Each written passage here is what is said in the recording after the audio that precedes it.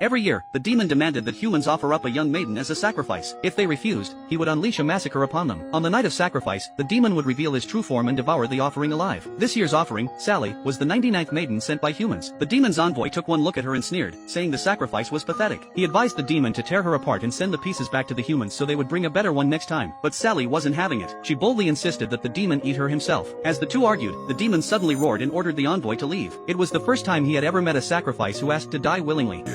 As you beg me for your life. Aww, your paw pads are so soft and squishy to the touch. Her unusual courage made him suspicious. What was this girl's real purpose? Sally confessed that even if she survived and returned home, she would still meet a terrible fate. She might as well fulfill her destiny here. The demon, intrigued by her attitude, decided to keep her by his side for a while before the sacrifice ceremony. He restricted her freedom, but Sally didn't seem afraid. When she was young, she had once seen her own name written in an old book. It meant sacrifice. She had gone to ask her parents about it, only to overhear their conversation instead. She discovered that they had adopted her just to replace their real daughter as the offering. Compared to her adoptive parents' cold, calculating eyes, the demon's gaze seemed almost warm, even gentle. For that reason, Sally didn't fear him. Moved by her story, the demon pitied her. He wanted her to experience a bit of happiness before she died. He took her to the borderlands, where she saw a vast field of flowers. The demon couldn't understand why humans love things that would eventually wilt. Here, I made it for you.